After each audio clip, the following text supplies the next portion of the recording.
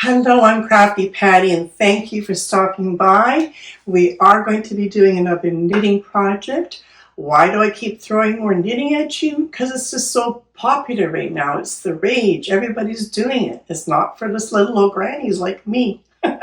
It's for young people, movie stars. It's just because it's so relaxing. It's meditative. And at the end of all your wonderful knitting that you're doing at nighttime or by the TV or whatever you're doing, you get a finished project at the end. This particular one is, you might have seen if you've watched my channel, this was the blanket scarf. And so it's just knitted so wide, it just hangs over the shoulders. And it's so cozy to have while you're watching TV or whatever you're doing. Now, I have 3 extra balls here. I thought, what should I do with those? Well, my daughter just happens to be having a baby very soon. And so what I would like to do is give her this blanket scarf and then knit the baby a little soft blanket. So they'll have a matching set. I just thought that would be so cute for mom and for baby.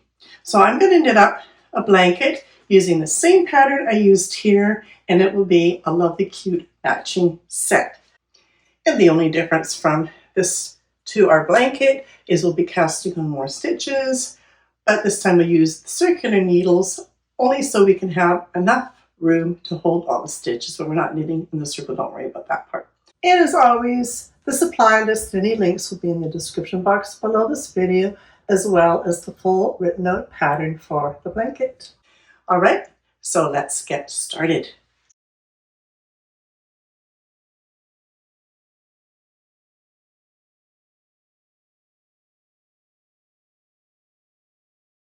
And same as the blanket scarf, I am using the Red Heart, the Hooga yarn. This one actually has 212 yards, 194 meters in it.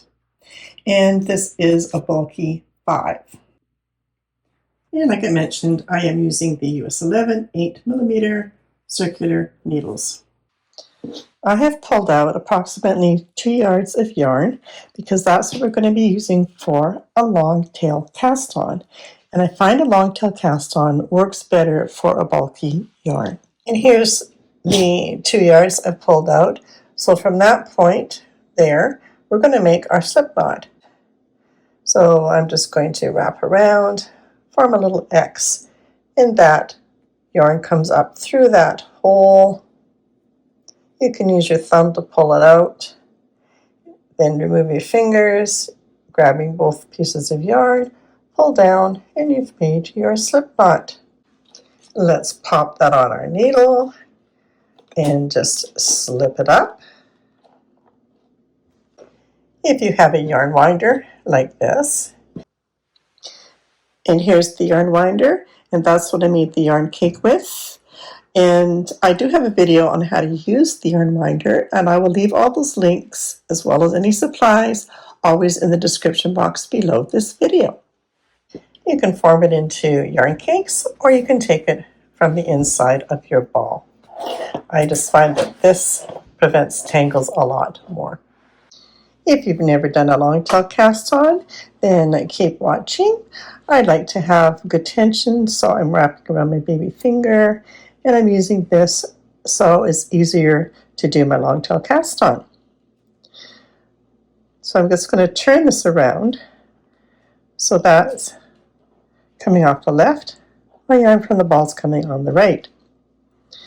So the easiest way I find to teach people to do a long tail cast on is hold your yarn in your fingers like this, and then the thumb is going to hit on top of the yarn, and you're just going to do a little turn around like so. You're going to pop it into the needle, hold on with your left, wrap around with your right, and then that loop comes over the top of your needle, like so. Let's do that again. Wrap around, needle comes in the loop on your thumb, wrap around the needle, and the loop comes over.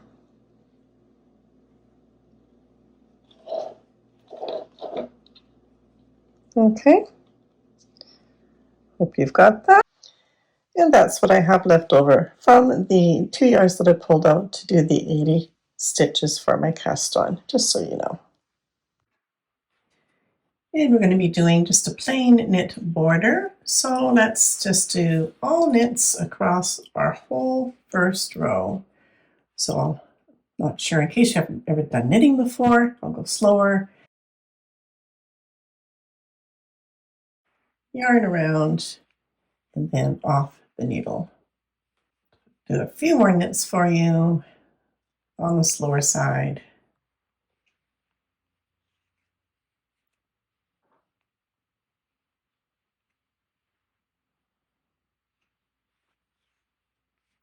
Okay.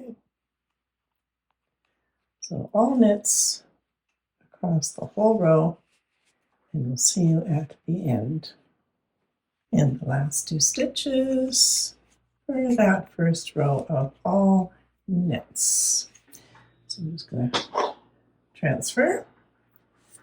So now we're getting the other needle. We're going to come back in and we're going to do all knit row again. And now starting our second row of all knit. This is our bottom border. And you can knit as many rows as you want for your border.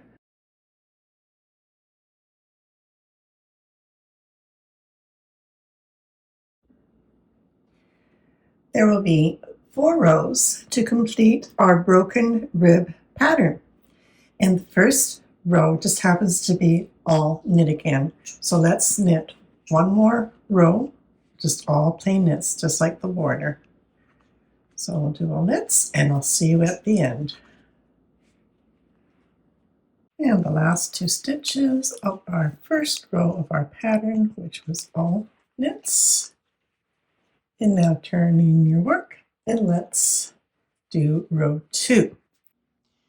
And now we're going to be starting row 2 of our pattern. But being that we want to do a left and right border, we want to do some border stitches. So I'm going to have my first 3 stitches all knit, and that will create my border. So 3 stitches just knit. And now we start our pattern. And the pattern for the second row is going to be knit 1, purl 1. So we're going to come in, we're going to knit 1 and purl 1. Now, if you've never done that purl, I'll go a little slower on the next one. Take it back again. First stitch is a knit. Purl, we got to bring our yarn to the front of our needle, and we're going to go into the front of our stitch, wrap around, and that's our purl. And we have to go back, bring our yarn to the back again to form our knit stitch. Knit, and to the front again, into the front of the needle, wrap around, and purl, and always remembering to bring a yarn to the back to do your knit stitch again. Okay, so you're going to knit 1, purl 1, all the way to your last 3 stitches, which will be 3 knit to form the other side of your border. And I will see you there. And here we're coming to the end of our row 2. Here's 4 stitches left. We've just done a knit. Here's a purl. And our last 3 stitches, because we want to have a border on the other side, is all knit stitches.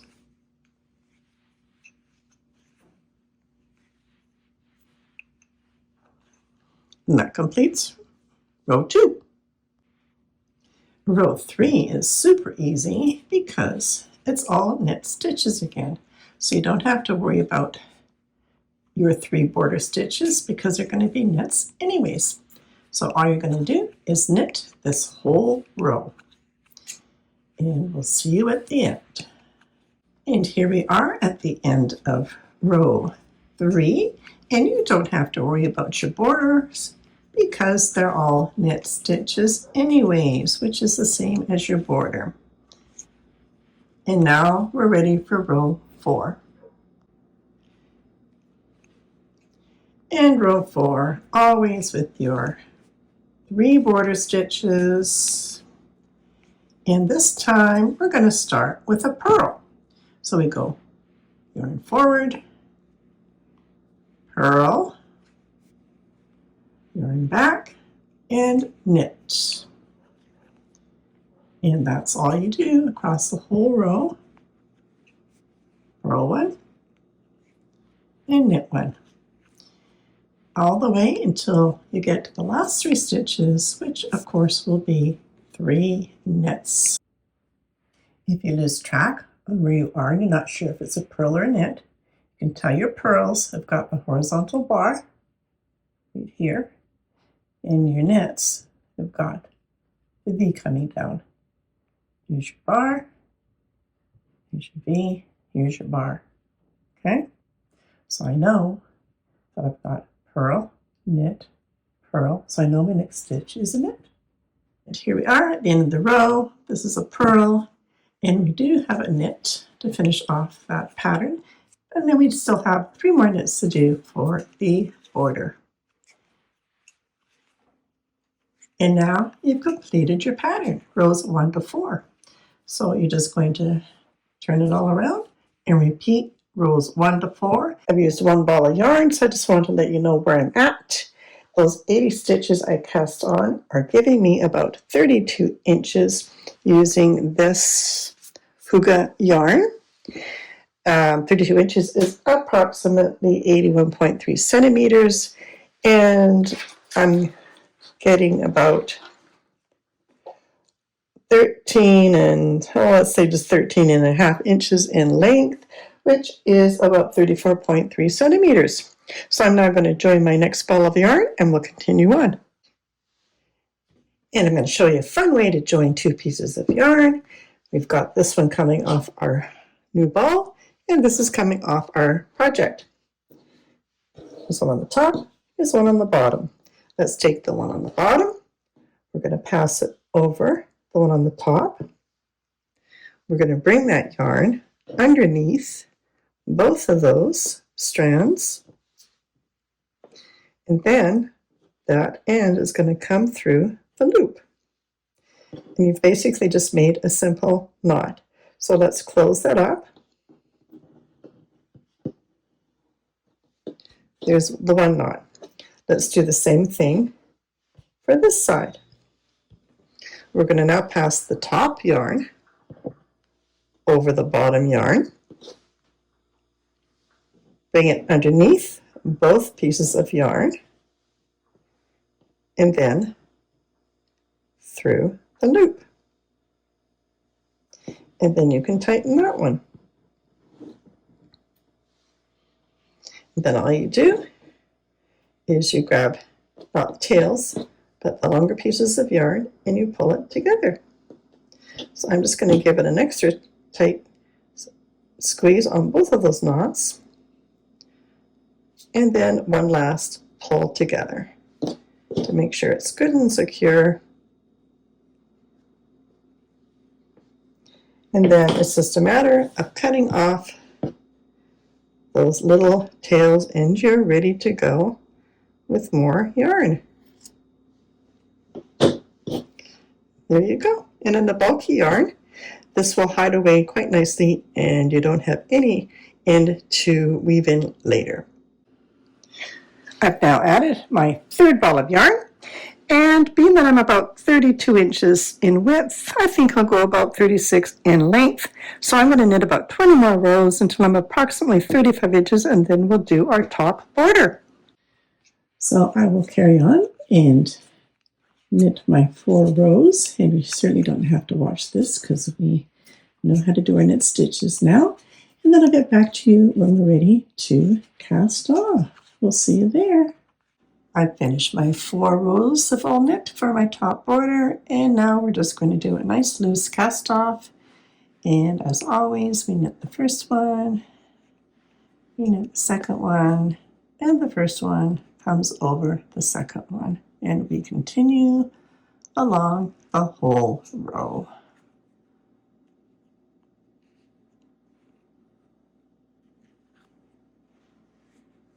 Just do one more. I'm sure you've got it. Knit. Taking the first one over the next one and continue on, and I'll see you at the end. And my last cast off. And with a stitch, and then cut off your yarn, pass through your loop, and you are done. You just have to sew in your end and a nice large-eyed dull end darning needle, pulling it off, and that will be easy to now thread that bulky yarn through the eye and just do a nice little weave back and forth. So in, back down, up and down.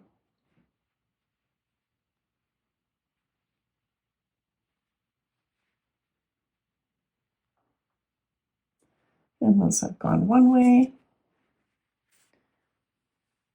pull it through, give it a tug so you're not distorting it, and then just come back through the other way. Find another area to come through, and that just helps to lock it in a bit. Don't have to go all the way back.